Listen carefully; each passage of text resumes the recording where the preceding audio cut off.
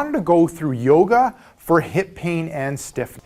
And I'll get Alex to demonstrate the first exercise, and then I'll end up going through it in detail and show you 4 more to help you with your hip pain and stiffness. There we go. That's the first one. The first one ends up being Cobra or back arches.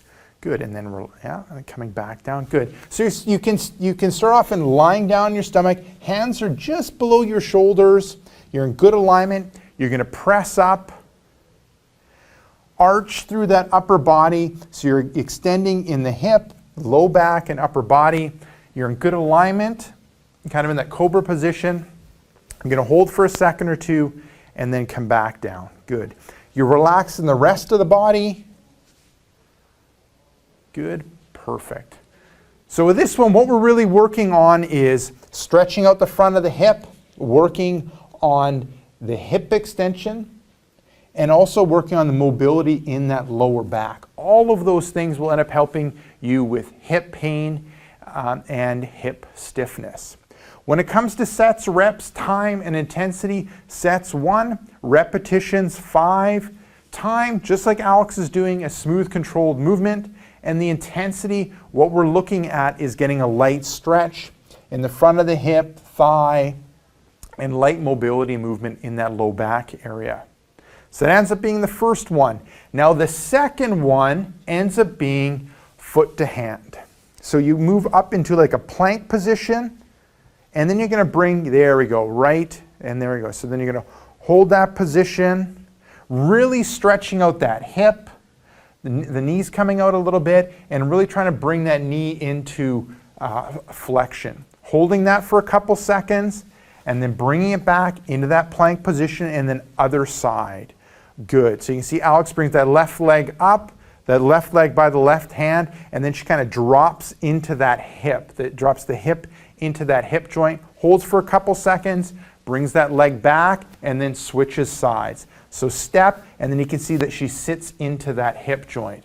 So this one, what we're really working on is hip flexibility, working on hip mobility, and then stretching out that hamstring and glutes. And you can see as she ends up holding that movement, she's able to get deeper into that hip joint. And then she would alternate to the other side.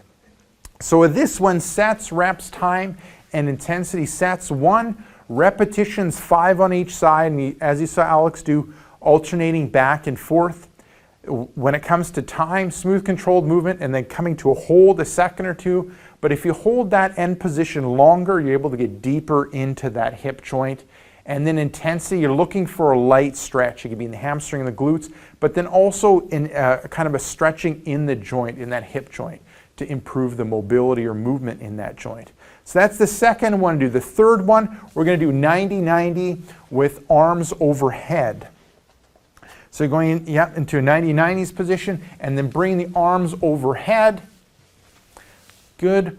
Holding for a couple seconds, and then relaxing, and bring the arms down, and then switching sides, so alternating legs.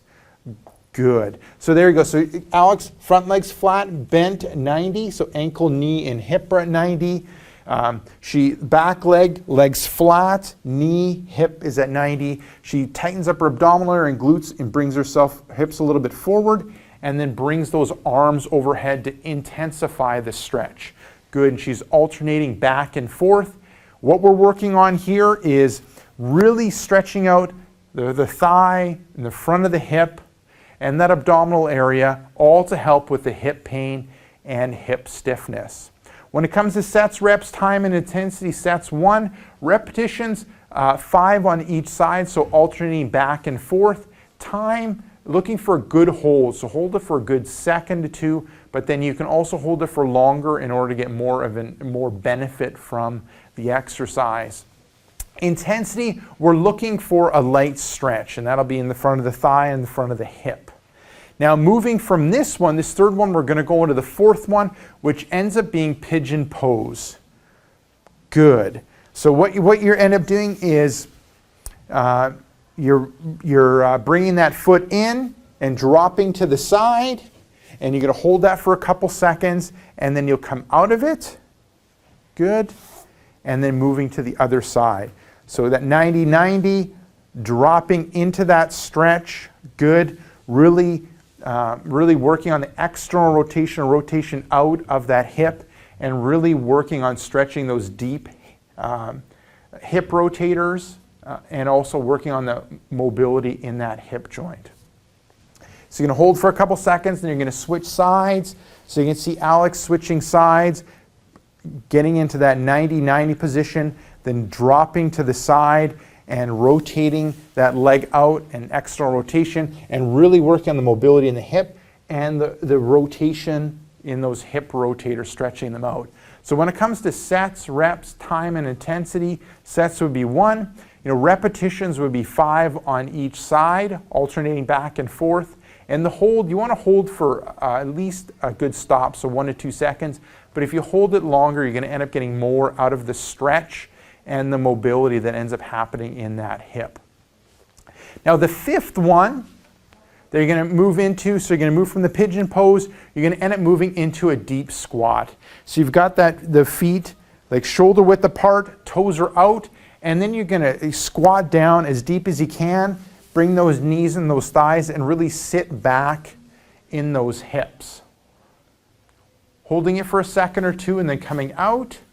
And once again, just like the other ones, you'll go back into it, and the longer you can kind of hold the position, the bottom position, the more benefit that you'll end up getting, stretching out the muscles around the hip, and then also working on the mobility or movement of the hip.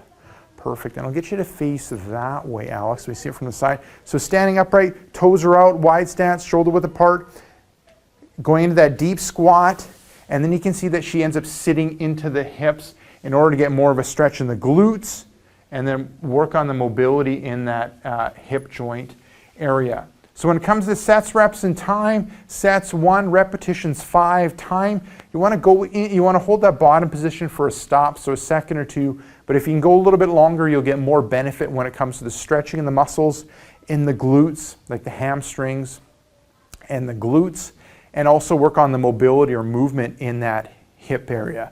When it comes to intensity, we're looking at a light stretch in the muscles around the hip, and light movement or stretching in that hip joint. So there you go. Give those 5 exercises a go, those 5 yoga exercises a go, to help you when it comes to relieving your hip pain and stiffness.